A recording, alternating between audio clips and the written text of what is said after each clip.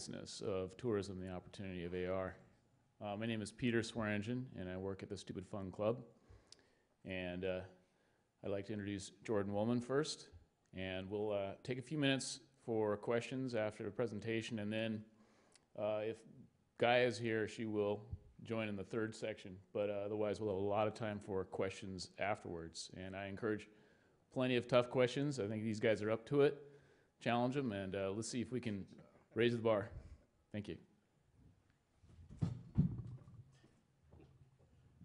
I don't like tough questions, so give me softball questions. By the way, I've got audio. Is that going to be? Is that going to be okay? We're good? Yeah, we're good.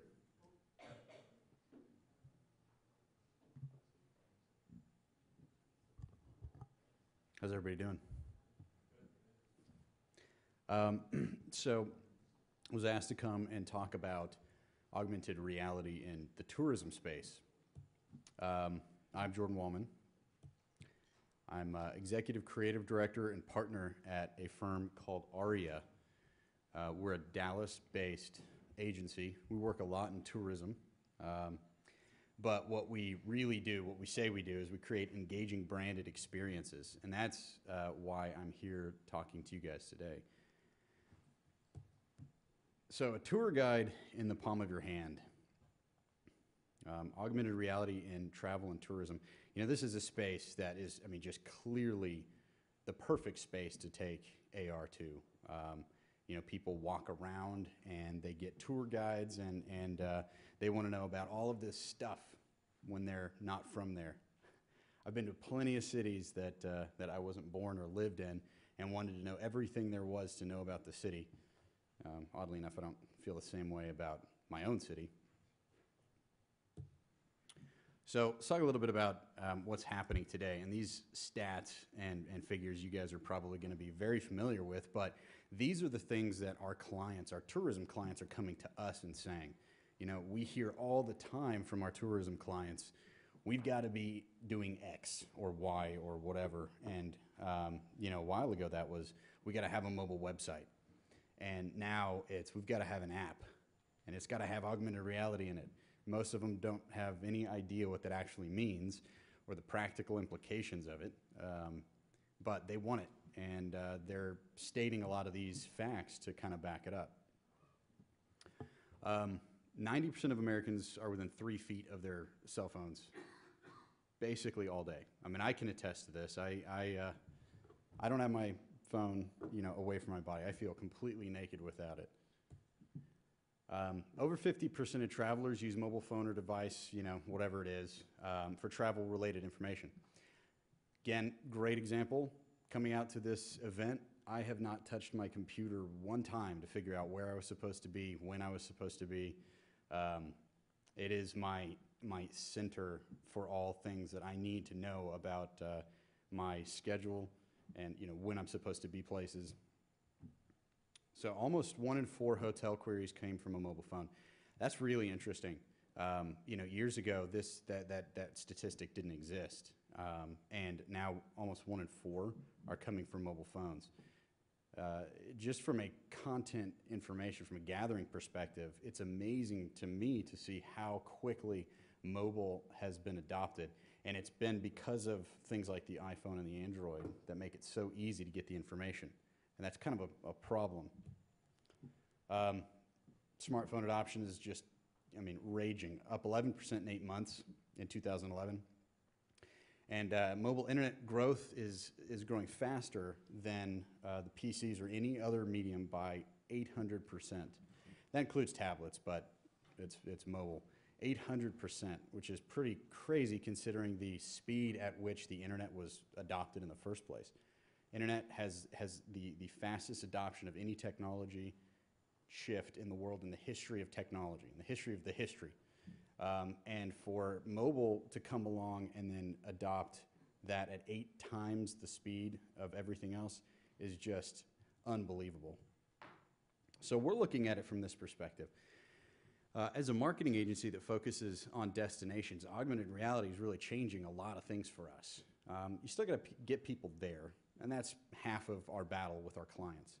But the other half of the battle that we have with our clients is how to get them to engage, how to get somebody to engage, how to get them to go to tourist attractions. And if you're at Las Vegas, that's really easy. If you're New York City, that's really easy. You already have that stuff built in.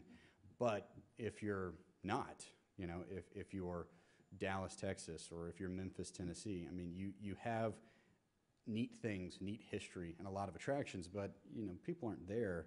They're not flocking to your city every day to just try and come, see the place where RoboCop was filmed, which was Dallas, by the way.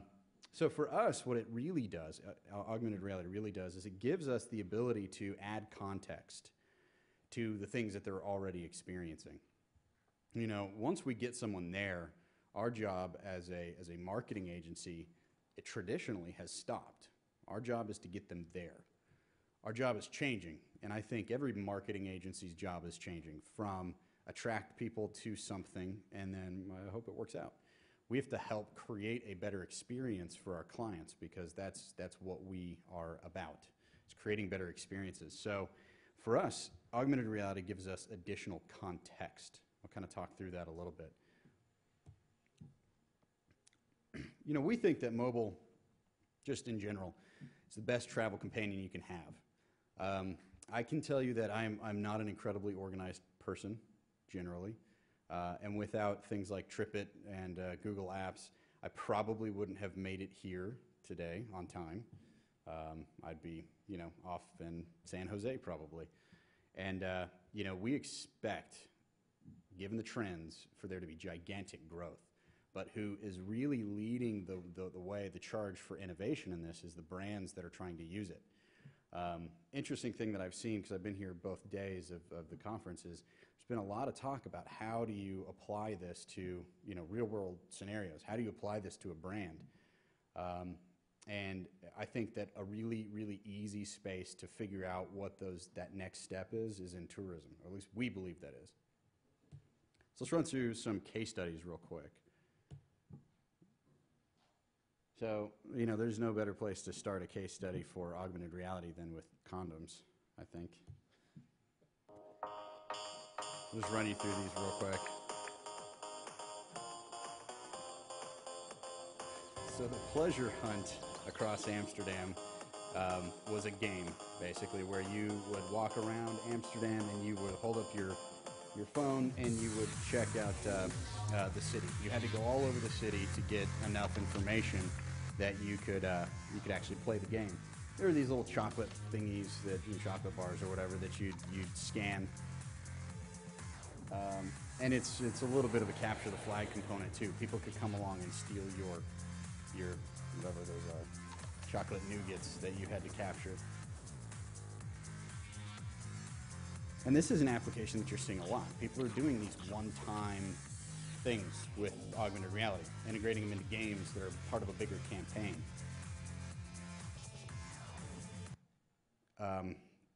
That was pretty fun. I wish I had been there for that one. So, very similar idea. There was a baton race, and this was done by New Balance, in New York.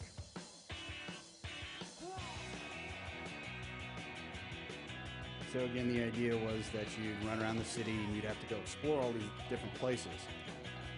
And you'd find these virtual batons.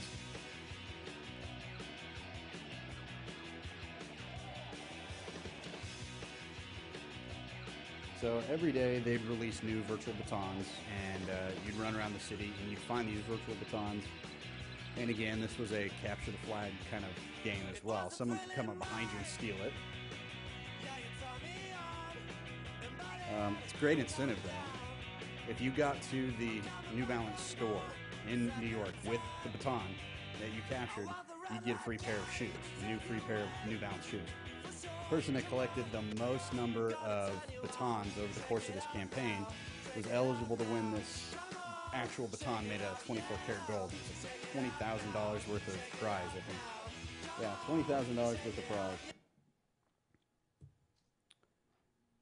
Another quick case study. This is not just a poster.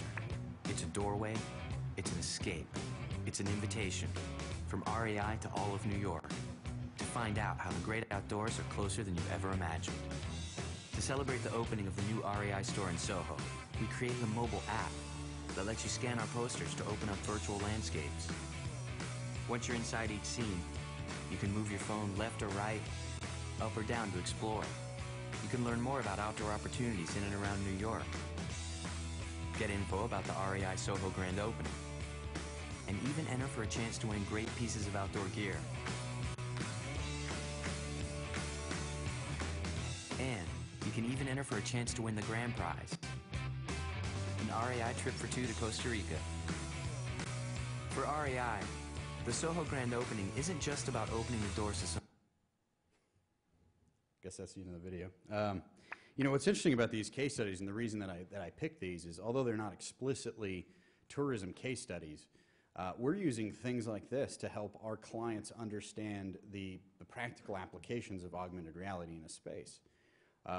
You know, from games to things like this, marker recognition, where you can then augment the reality and lay new things on top of it. You know, there's a lot of people, brands that are pushing this out there, but you don't see it in tourism yet. We've seen it in museums. We've seen it with brands like this. A lot of really cool stuff being done, but that's kind of today. That's what has been done today. So as a marketing agency, here's what we see coming up that we, as a marketing agency, need from the augmented reality community. We've been pitching this idea around to our clients, and this is something you've probably heard a number of times here, but you know, it's not necessarily just about augmenting what's there now. It's about creating alternate realities, alternate tracks of experience for the person that's using it. So one of the things that we've been kind of tossing around is, imagine if you were in front of the White House and you could see the construction, and then you could see all of these different events that have happened over the course of the history of the White House. You know, maybe the alien ship comes and blows it up in Independence Day. Same thing, you know, Times Square, there's a lot of history that's happened. You could do a lot of really neat things running through it. Babe Ruth in the 1921 World Series, it's something I'd love to be there to see. I'm actually going to go ahead and skip this. It's something you guys have probably seen. There was a sightseeing tour machine that was done in Sweden. Big clunky thing with the backpacking glasses and stuff like that. Neat idea though. It basically ran you through this old town and showed you what was happening in this town hundreds of years ago, which is pretty neat. Here's what we think augmented reality needs to do. It needs to be responsive, like Siri. It needs to give you instant feedback and be less about touching and having to be inside the context. Needs to be intelligent, capture all of this behavioral data and put it in a database somewhere, and then apply it to me. If I don't like golf, if I don't like fast food, don't give me that stuff. Give me the stuff I want as a tourist. Same thing, predictive. If you can figure out how to make it predictive, tell me what I would want to see in a city. Tell me what I would want to see in an experience. That's where this gets really interesting and where it gets really useful. Otherwise, you know, it's a one-time, one-off kind of game. And at the end of the day, it's got to be about entertainment. Information is good. You know, infotainment is good. But if it doesn't engage me in an entertaining way, it's probably not going to last very long. Thank you. So we'll take 5 minutes for questions. And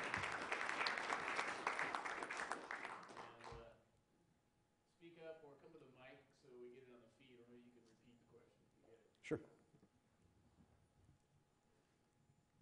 I've got a question to start. Shoot. I noticed at least the New York presentation is for locals, right? How much of this tourism is for locals to be more engaged in their environment? Yeah, it's a good question. It's very interesting. I took a trip to Russia years ago, and I was in Moscow, and I had this amazing tour guide that was there, that was her job. She was a tour guide. And what was really interesting was, you know, as an American, I was walking around following this lady showing me all of this stuff. And I looked behind me, and all of a sudden I noticed that there's a bunch of people that are behind me that are all Russians. They're just on the tour guide with me, for free, by the way. You know, there's a huge amount of buy-in from your local community that I think people are missing out on. They go to their local spots that they know, they go hang out with their friends, but I can't tell you how many times we've done campaigns for destinations that are really about educating people on what, you know, where they are. If you're a resident, here's some things that you can do that you didn't even know you could do. There's thousands of hidden gems in almost every city that you can visit in the U.S., and I think this is a great way to expose those to people. So I'm working with the Middle East Institute right now. We're kind of recreating historical sites for the situations here. And very much we're looking at things like tour guides. And in that case, it seems almost like the one-off experience is what's being looked for because the person has gone to this tourism spot, right? Specifically for tourism. I would say this for no other aspect of augmented reality. But for the tourism aspect, it seems like it's the kind of thing that, you know, because they've gone there, they'll go and download the app, or the tour guide will have the tablet with the app on it if that's, you know, for a lower income area. Do you see a role for things like that? Yeah, and I do. I mean, I think it's tough to get people to do anything like download an app for a one-off experience because there's generally not a lot of value in it unless you're giving away a $20,000 baton. You know, I think at the end of the day, it's all about telling a story. And if you can do that augmenting the reality that's already there, guiding people through different components of history, for instance, I think that is enough value for people to invest that much time into it. You know, I think you're right. There are one-off experiences like, you know, I'm probably not going to go back to Moscow and do the tour guide again. But if that tour guide in my hand was even a fraction as good as the girl that was walking me around, I would do it. But just to go back on that, what if the tour guide is the person holding the app? It's not actually the user experience, but it's more of a tool for the guide. Is that there? Like the person will have downloaded the thing, will have the objects on their phone. We don't have to worry so much about the user having a smooth experience because it's kind of up to the tour guide to be doing this for them. Sure. I mean, the applications are pretty broad, but I think that's a fantastic idea. That's going to boil down to the usability of it. You know, can you have two people interacting with the same, you know, interface? But it's a fantastic idea. So you mentioned Siri, which is actually pretty profound as far as like recognition. Has anybody ever thought of adding sort of Siri with augmented reality where you can have more immersed interaction with the augmented reality with the device itself, where you can actually say, how do I get to the White House, and have sort of like the tour guide direct you along the way and point places and be Well, more immersed? Has anybody? You know, we haven't run across it, and it's something that I think we're looking to the industry to really provide to us as a tool set, because just holding up, you know, I'll tell you what, walking around somewhere doing this the whole time, it's kind of creepy. And I think we're going to have to get past some of our limitations, our hardware limitations, and figure out other ways of getting that information out of the tool itself. So I think, for instance, Siri is a fantastic inroad into that, but I haven't seen any applications of it yet that are even close to being feasible. Because isn't the whole process of like what the job of the tour guide is sort of like to talk to your audience and tell them about? They tell a story. A good tour guide walks you through a story, and that's what we think is next. Thank you, Jordan. Thank you. Okay, next we have Chuck Wollman. Chuck Benton. I'm sorry. Okay, your name's